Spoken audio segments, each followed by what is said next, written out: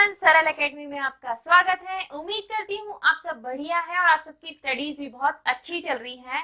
आज हम लेके आए हैं आपके लिए एक बहुत ही इंपॉर्टेंट लेक्चर, जो कि है बेटा आपका चैप्टर नंबर 3 धारा विद्युत के अंतर्गत। ठीक है, ये जो चैप्टर है धारा विद्युत, इससे जो क्वेश्चन बनते हैं जनरली वो होते हैं 3 नंबर वाले क्वेश्चन बनने की संभावना इससे होती है। साथ ही साथ बेटा इससे ऑब्जेक्टिव टाइप क्वेश्चन भी बनते हैं। ठीक है, जो यूनिट नंबर 1 है, जिसमें चैप्टर 1, 2 और ये जो अभी हम आज कवर कर रहे हैं ये है चैप्टर 3, ये तीनों यूनिट मिला के कुछ बोर्ड में 16 नंबर की यूनिट है और कुछ बोर्ड में जो है chapter wise numbering system divided है। तो अगर हम एमपी बोर्ड या सीजी बोर्ड की बात करें तो वहां पे इस चैप्टर से जो क्वेश्चन आते हैं बेटा वो जनरली होते हैं 3 नंबर वाले क्वेश्चन, और आज हम उन्हीं पे बात करेंगे और उन्हीं क्वेश्चंस को डिस्कस करेंगे कि आपके जो 25 बोर्ड अभी होने वाले हैं, जिसकी डेट डिसाइड हो गई है, बोर्ड आपके आने वाले हैं। अगर मैं एमपी बोर्ड की बात करूं तो 25 से आप लोगों के एग्जाम हैं, तो उन लोगों के लिए अगर मैं इंपॉर्टेंट क्वेश्चन की बात करूं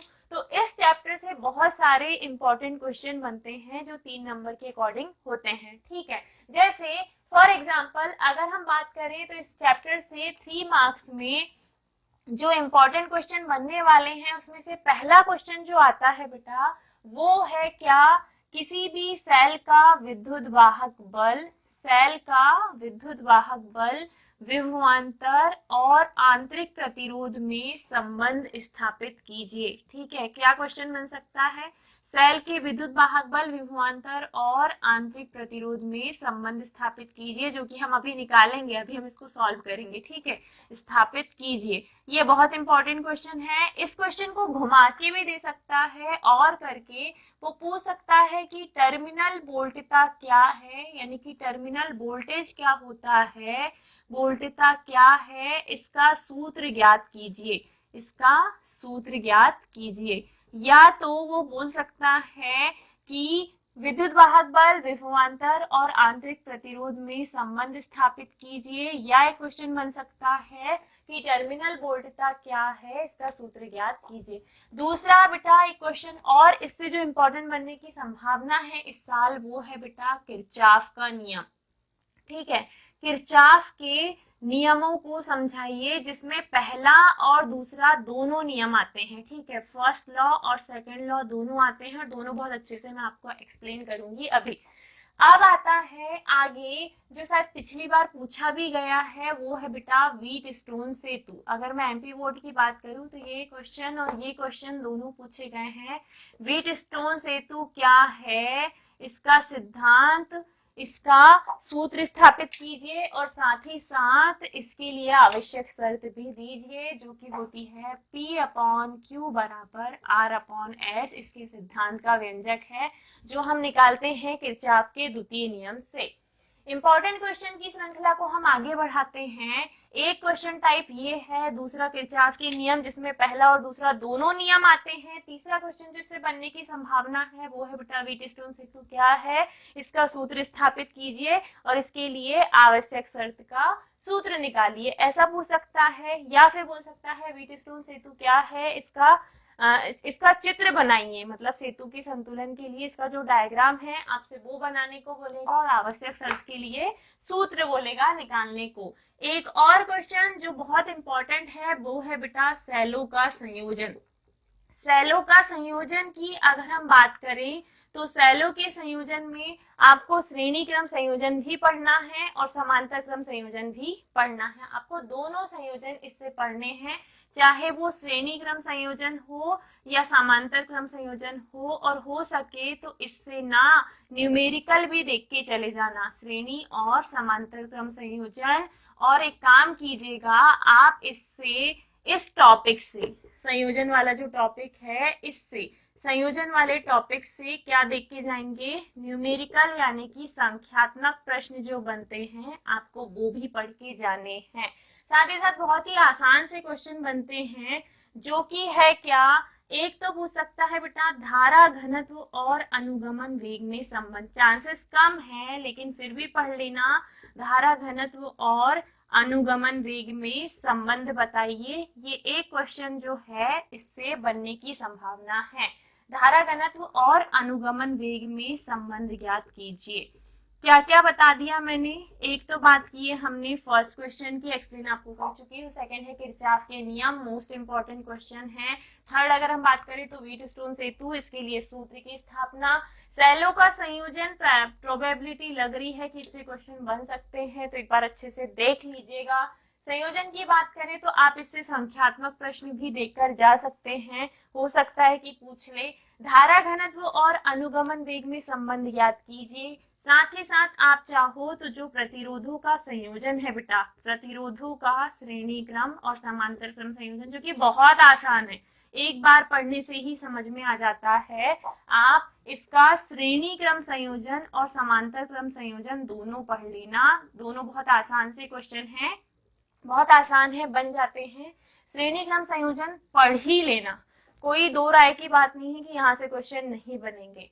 तो ये तो है इस टॉपिक से कुछ इंपॉर्टेंट क्वेश्चन। और एक और इंपॉर्टेंट क्वेश्चन है जो कि है बेटा सेल का विद्युत वाहक बल और विभवांतर में अंतर, इन दोनों में डिफरेंस आप याद करके जाइएगा। इन दोनों में डिफरेंस पूछे जाने की संभावना मुझे बहुत ज्यादा लग रही है, मेरे ख्याल से पूछ सकता है। विद्युत वाहक बल और विभवांतर में अंतर आपको पढ़ना है। इतने क्वेश्चन पढ़ने के बाद ये उन बच्चों के लिए है जो जनरली एवरेज हैं या जिनके पास होने की गुंजाइशें कम होती हैं या जिनको इम्पोर्टेंट की जरूरत होती है, वो इन क्वेश्चंस को पढ़ के अच्छे से जाइए। उसके अलावा जो हमारे टॉपर्स होते हैं, जिनको तो कुछ भी दे दो बन ही जाता है, वो तो सब कुछ पढ़ के जाएंगे, वो सिर्फ इम्पोर्टेंट के भरोसे नहीं बैठेंगे। ठीक है, तो ये जो चैप्टर है आपका बेटा धारा विद्युत, आप इस चैप्टर से इन 8 क्वेश्चंस को जरूर से जरूर पढ़ के जाए। अब इसमें पहला क्वेश्चन मैं जो तुमको अभी करवाने वाली हूँ बेटा, वो है विद्युत वाहक बल, विभवांतर और आंतरिक आंतरिक प्रतिरोध में संबंध। यहाँ मैं प्रतिरोध लिखना भूल गई, ठीक है। आंतरिक प्रतिरोध में संबंध स्थापित कीजिए, आंतरिक प्रतिरोध में संबंध स्थापित कीजिए। या यही क्वेश्चन घुमा के दे सकता है कि टर्मिनल वोल्टता क्या है, इसका सूत्र ज्ञात कीजिए, जो कि आंतरिक प्रतिरोध में संबंध वाले फॉर्मूले से सीधे सीधे हम निकाल सकते हैं, कुछ अलग से करने की जरूरत नहीं है। साथ ही साथ जो दूसरा क्वेश्चन हम कवर करेंगे वो है बेटा किरचॉफ के नियम। किरचॉफ के दोनों नियमों को हम अभी बहुत अच्छे से एक्सप्लेन करेंगे। तो आई होप आप बिना इधर उधर भटके कंटिन्यू बने रहेंगे, वीडियो को ज्यादा से ज्यादा शेयर करेंगे। अब मैं ऐसे ही क्विक लेक्चर्स आपके लिए लेके आऊंगी, 3 मार्कर क्वेश्चन, 2 मार्कर क्वेश्चन जो इंपॉर्टेंट है, जो आपके बोर्ड एग्जाम में आ सकते हैं, हम उन्हें डिस्कस करेंगे। और बीच बीच में हम कहीं से ऑब्जेक्टिव टाइप क्वेश्चन भी डिस्कस करेंगे। मतलब टाइम आपका कुछ भी वेस्ट नहीं होना चाहिए। अगर आप यहाँ आए हैं, इस वीडियो को देख रहे हैं, तो आपका ज्यादा से ज्यादा प्रॉफिट हो, यही मेरा उद्देश्य है, ना कि वीडियो को लंबा खींचना। क्वेश्चन का स्क्रीनशॉट ले लो। अब हम आगे बढ़ते हैं और समझते हैं क्वेश्चन नंबर 1 को। इसके पहले इस चैप्टर की जो बेसिक है, जो शुरू में 2-3 डेफिनेशंस है जिससे ऑब्जेक्टिव टाइप क्वेश्चन बनने की संभावना है, मैं पहले आपको वो एक्सप्लेन कर देती हूँ और उसके बाद हम समझते हैं विद्युत वाहक बल, विभवांतर और आंतरिक प्रतिरोध में संबंध का फॉर्मूला।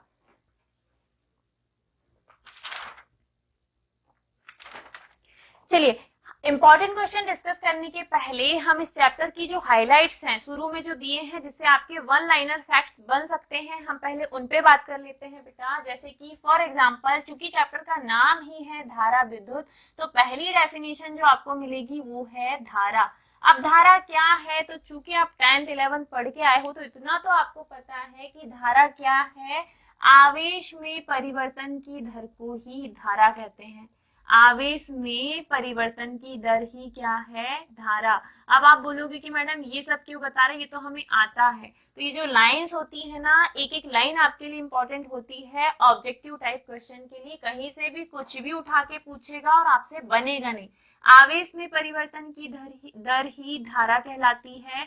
या आप कह सकते हो बेटा, किसी चालक तार में 1 सेकंड यानी कि प्रति सेकंड में प्रवाहित होने वाले आवेशों की संख्या को ही क्या कहते हैं, धारा कहते हैं। ध्यान से सुनिएगा डेफिनेशन। चूंकि हम जानते हैं धारा प्रवाहित तभी होती है जब चालक तार के अंदर आवेश बहते हैं, और आवेश जितनी ज्यादा तेजी से बहते हैं, धारा का मान भी उतना ही ज्यादा होता है। तो आप कह सकते हो कि किसी चालक में प्रति सेकंड प्रवाहित होने वाले आवेशों की संख्या को ही धारा कहते हैं। अथवा आवेश में परिवर्तन की दर। अब आवेश तो बह रहे, कम ज्यादा हो सकते हैं, इनमें परिवर्तन की दर यानी कि समय के साथ कितने आवेश प्रवाहित हो रहे हैं, उस दर को ही आप किससे परिभाषित करोगे बेटा, धारा से। एक और डेफिनेशन निकल के आ सकती है जो कि है क्या, आवेश और किसके साथ, समय। तो आवेश और समय इन दोनों के अनुपात को ही धारा कहते हैं। धारा को I से दर्शाते हैं, आवेश होता है Q और समय होता है T। ये है धारा का सूत्र, I बराबर Q/T। कहीं अगर पूछूं आगे जाके तो भूलना मत, बता देना। धारा बराबर होता है सूत्र आवेश बटे समय, तो धारा को I से दर्शाते हैं, आवेश Q, समय T, तो I बराबर होगा Q/T। यहीं से हम निकालेंगे धारा का मात्रक। तो हमें तो पता है कि ऐसा ही पद्धति में मात्रक की बात की जाए तो आवेश का मात्रक होता है कूलाम, बीच में लगा हुआ है, बटे समय का मात्रक होता है सेकेंड, तो धारा का मात्रक होगा बेटा कूलाम प्रति सेकेंड, या यूनिवर्सल मात्रक है एम्पियर। ठीक है, और हम जानते हैं कि विद्युत धारा एक कैसी राशि है, राशि की बात की जाए तो विद्युत धारा एक सदिश राशि है जिसका विमी सूत्र होता है m0 L0 a की पावर 1। ठीक है, m0 a0 L0 a की पावर 1 इसका क्या होगा बेटा, विमी सूत्र होगा। अब आगे हम पहुंचते हैं किस पर, धारा के बाद अब हम बात करेंगे किसकी, धारा घनत्व की, जो कि डेफिनेशन यहीं से निकल के आएगी आगे। पहले धारा के बारे में ये जो चीजें हैं ये नोट डाउन कीजिए, लिख लीजिए। साथ ही साथ अगर आप इस फॉर्मूले को आगे बढ़ाना चाहें तो Q बराबर होता है बेटा N इंटू E और बटे में क्या है T, तो I बराबर होगा NE/T। ये भी धारा का सूत्र हो सकता है, डिपेंड्स कि आप कौन सा वाला डेरिवेशन कर रहे हैं। अब हम आते हैं सीधे धारा के बाद किस पर, धारा घनत्व पर। तो धारा घनत्व किसे कहते हैं, अब हम ये समझते हैं।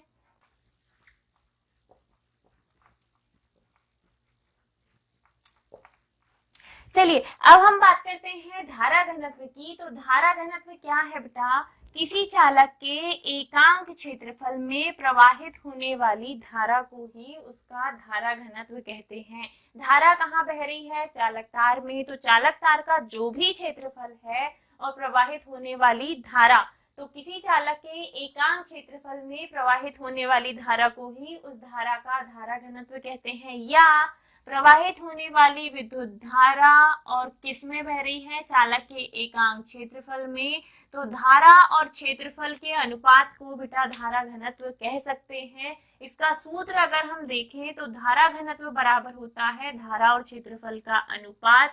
धारा घनत्व को J से दर्शाते हैं, धारा को I से और क्षेत्रफल को A से, तो धारा घनत्व का फॉर्मूला होता है J बराबर I/A। यहीं से हम अगर इसका मात्रक निकालें तो इसका SI पद्धति में मात्रक क्या होगा, तो धारा का मात्रक होता है एम्पियर, क्षेत्रफल का मात्रक होता है मीटर स्क्वायर, तो धारा घनत्व का मात्रक होता है बेटा एम्पियर प्रति मीटर स्क्वायर। और अच्छी बात यह है कि धारा घनत्व भी एक सदिश राशि है। चूंकि धारा एक सदिश राशि है तो धारा घनत्व भी कैसी राशि होगी, सदिश राशि होगी। इसके साथ ही मैं एक और डेफिनेशन एंड में आपको बता देती हूँ जो कि है बेटा क्या, अनुगमन वेग, ड्रिफ्ट वेलोसिटी या अनुगमन वेग क्या है।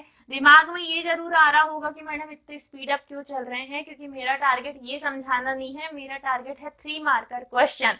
लेकिन वहां तक पहुंचने से पहले मैंने सोचा 1 2 3 नंबर, एक नंबर वाले आपको 1 2 3 क्वेश्चन बताते चलूं ताकि आपकी कुछ प्रिपरेशन शॉर्ट समय में हो जाए। ठीक है, अनुगमन वेग क्या है, तो मान लीजिए ये है कोई चालक तार और इस चालक तार में आप विभवांतर आरोपित कर रहे हो, इसको बैटरी के प्लस माइनस सिरे से आपने जोड़ा, तो चालक तार के अंदर बेटा ऋणात्मक सिरे से धनात्मक सिरे की ओर, चूंकि ये चालक का ऋण सिरा इससे कनेक्ट है, धन सिरा इससे कनेक्ट है, तो ये धनात्मक विभव पर होगा, ये ऋणात्मक विभव पर होगा।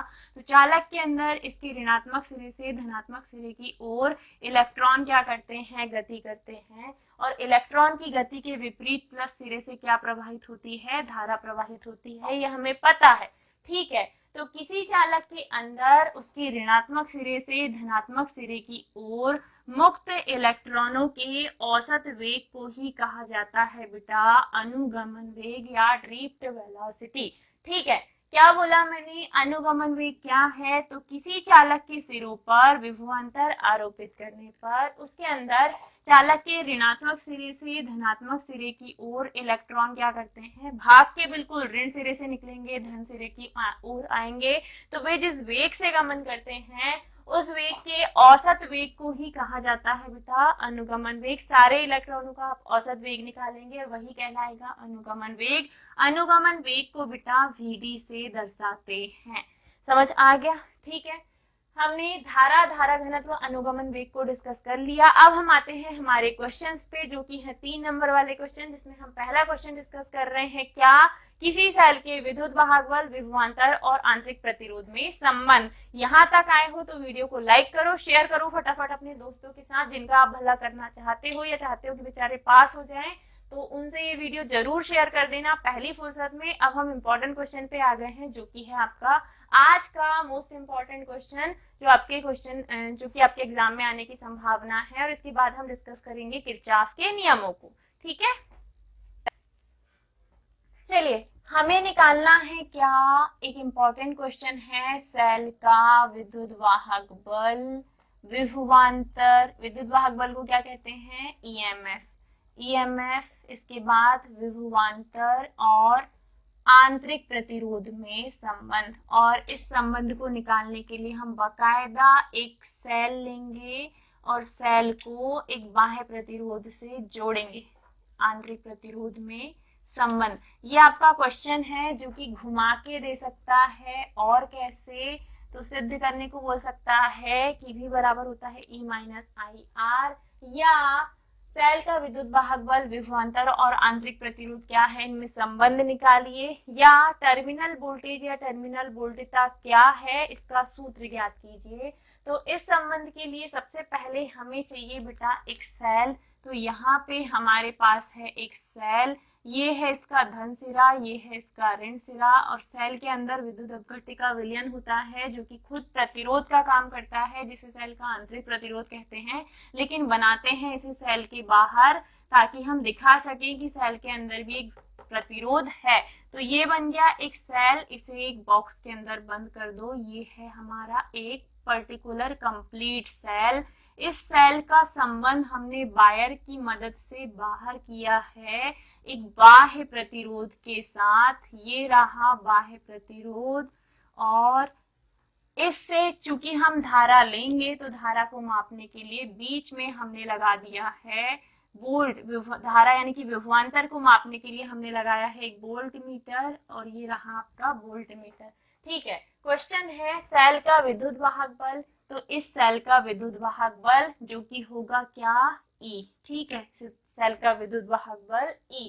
विभवांतर जो कि होगा, नापने के लिए वोल्ट क्या बोलते से विभव मापी लगाया है हमने, विभवांतर क्या होगा V।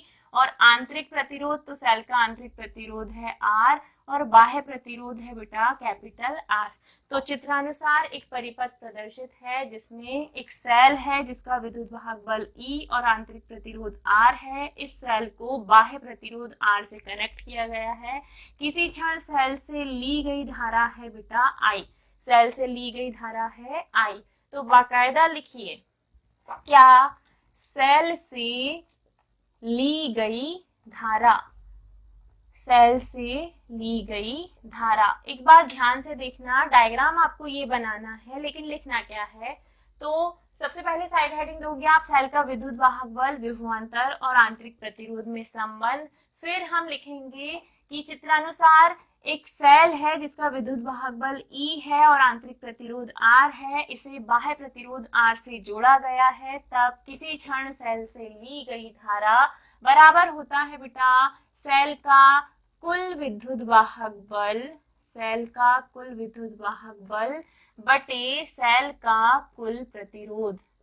अगर हम सेल की बात करें तो सेल के लिए ली गई धारा होती, सेल से ली गई धारा होती है बेटा सेल का कुल विद्युत वाहक बल बटे कुल प्रतिरोध। अब सेल से ली गई धारा, तो कौन सी धारा प्रवाहित हो रही है इस पूरे परिपथ में धारा प्रवाहित हो रही है I।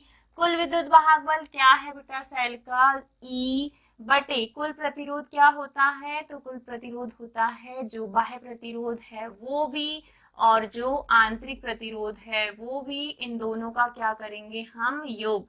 बाह्य प्रतिरोध और आंतरिक प्रतिरोध का योग इस पूरे परिपथ का भी प्रतिरोध होगा, और कुल परिपथ नहीं है ये, कुल प्रतिरोध है, परिपथ का कुल प्रतिरोध। अब आप सूत्र लिखिए कैसे, तो I तो जैसे का तैसा है, E भी जैसे का तैसा है, बाह्य प्रतिरोध है कैपिटल R और आंतरिक प्रतिरोध है स्मॉल r, इन दोनों का हमें योग करना है, लेकिन अभी इसे नाम दे देना है इक्वेशन नंबर 1। I बराबर क्या है, E upon R plus R। लेकिन किंतु एक नियम है जो दिया है ओम ने, ओम के नियम से I बराबर ये नहीं होता। I बराबर क्या होता है बेटा ओम के नियम से, तो पहले मुझे बताओ ओम का नियम क्या होता है, V बराबर आई आर। आर I का पक्षांतर करेंगे तो R आ गया इधर, या R बराबर होता है V अपॉन I, तो R बराबर क्या होता है V अपॉन I। ये है R बराबर है V अपॉन I, तो I का कर दीजिए पक्षांतर, I आ गया R की जगह पे, V जैसे का तैसा, R आ गया I की जगह पे, तो I बराबर होता है V अपॉन R, किससे, ओम के नियम से।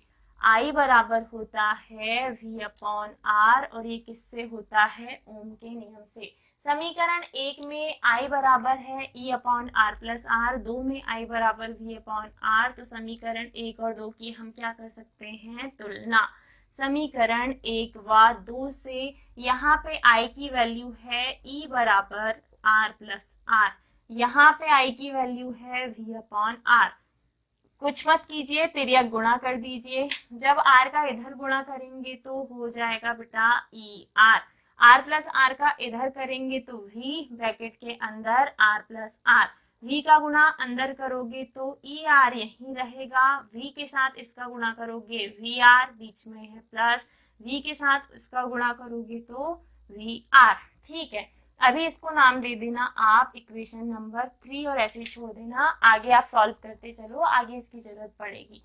अब हम क्या कर सकते हैं, तो कैपिटल आर वालों को एक तरफ ला लो, मतलब इसका कर दो पक्षांतर, तो ई आर जैसे का तैसा, ये इधर आएगा तो माइनस का वी आर और बराबर में क्या बचेगा we R.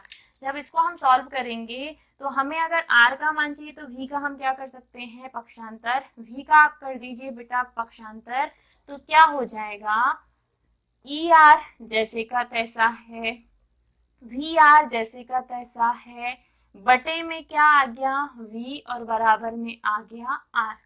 E R minus V R, E R minus V R के अपॉन में है v, ये v दोनों के बटे में है, तो क्या हम इसको ऐसा नहीं लिख सकते कि ई आर के बटे में भी v है, वी आर के बटे में भी v है और बराबर में है क्या r। अब हम क्या कर सकते हैं, तो ई आर के बटे में v जैसे का तैसा रहने दो, लेकिन यहाँ पे v से v को काट दो, जब v से v कैंसिल होगा तो यहाँ रहेगा ई आर के बटे में v माइनस यहाँ बचेगा बेटा सिर्फ r और बराबर में है r।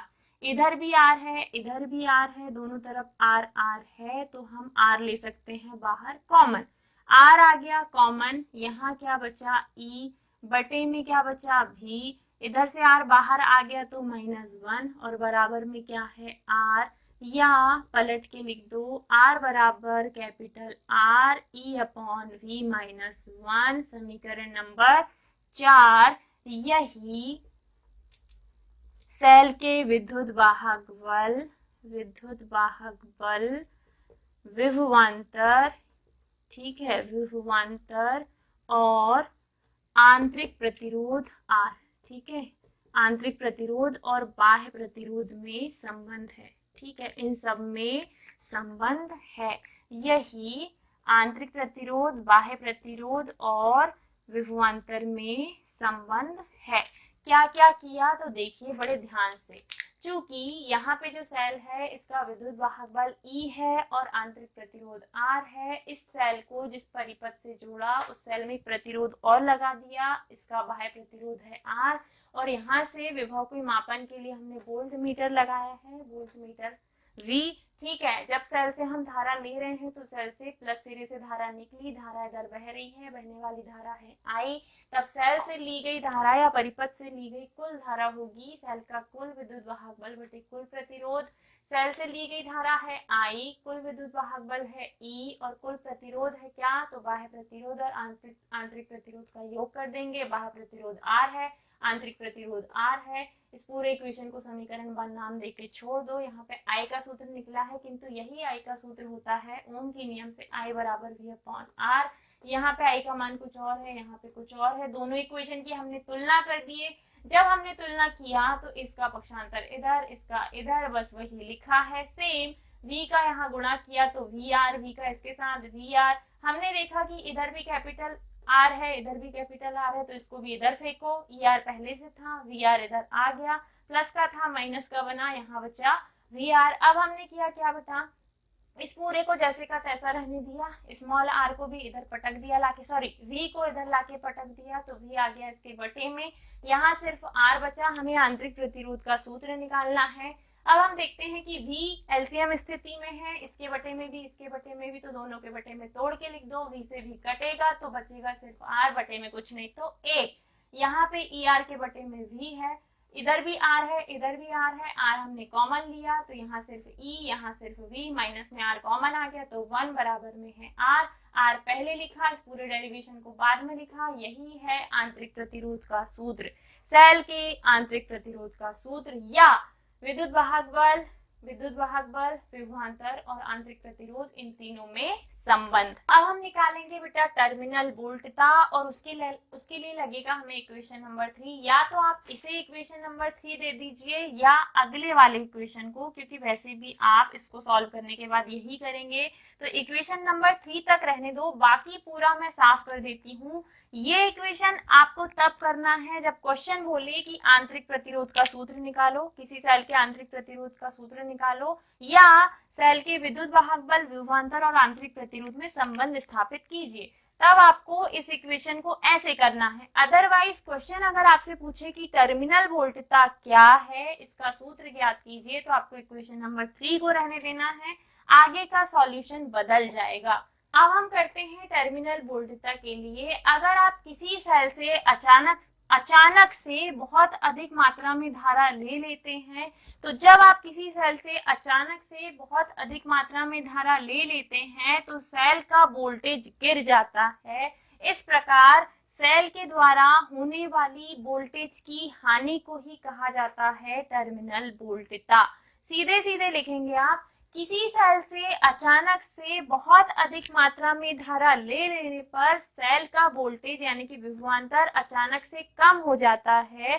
इस प्रकार वोल्टेज की जो कमी आ रही है उसी को कहा जाता है टर्मिनल वोल्टता, और टर्मिनल वोल्टता को V से दर्शाते हैं, यानी कि हमें V का फॉर्मूला निकालना है। और वापस से लेंगे हम क्या, समीकरण 3।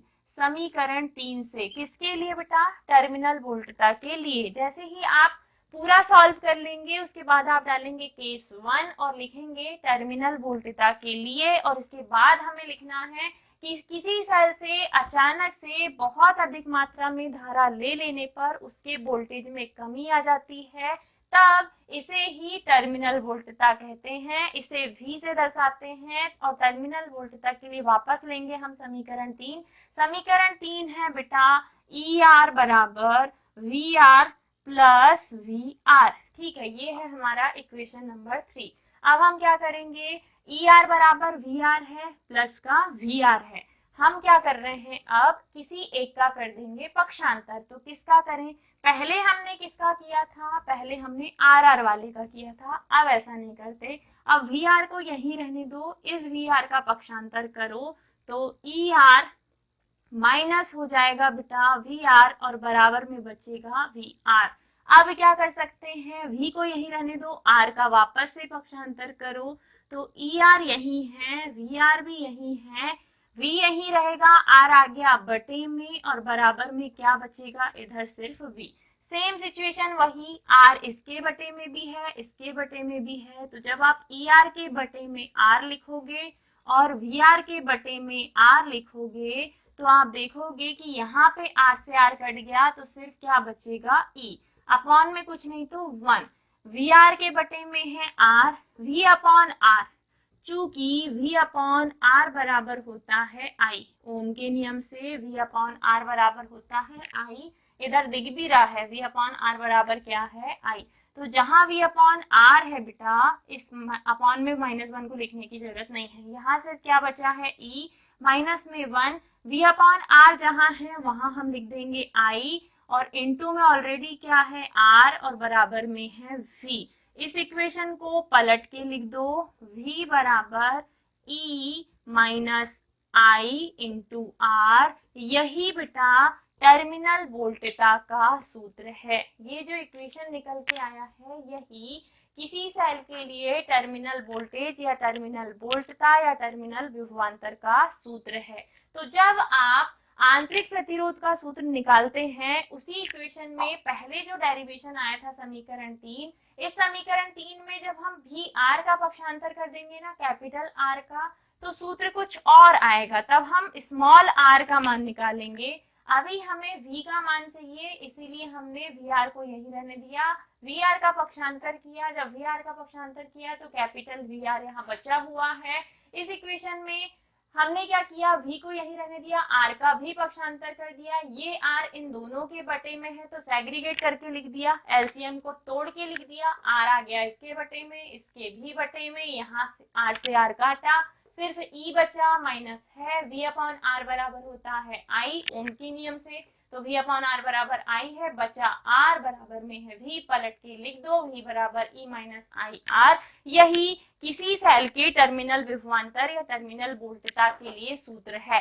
अब हम पढ़ेंगे क्या, अब हम पढ़ेंगे किरचॉफ के नियम, किरचॉफ का प्रथम और द्वितीय नियम। कमेंट करके पहले मुझे बताओ किस सिद्धांत पर आधारित है। अब भी मैं इसका सेकंड लेक्चर लेके आ रही हूँ जिसमें हम पढ़ेंगे किरचॉफ के दोनों नियमों को अच्छे से। ये जो क्वेश्चन चल रहे हैं बेटा, ये है 3 नंबर वाले क्वेश्चन, और 3 नंबर वाले क्वेश्चंस का आपको सॉल्यूशन भी दे रहे हैं, वे क्वेश्चन जो बहुत ज्यादा इंपॉर्टेंट है। तो चलिए, आई होप आपको ये क्वेश्चन समझ में आया होगा, इंपॉर्टेंट है, पढ़ के जाइएगा। नहीं समझ में आया तो कमेंट करके जरूर बताइएगा, अपने दोस्तों के साथ शेयर भी कीजिएगा। And if you are capable तो प्लीज स्टोरी लगाइए, सपोर्ट कीजिए, फाइनेंशियली भी आप हेल्प कर सकते हो, जो कर सकते हो कीजिए, हमसे भी जितना बन पड़ेगा कर रहे हैं। मिलते हैं अगले लेक्चर में जल्दी ही, bye bye, take care, Radhe Radhe.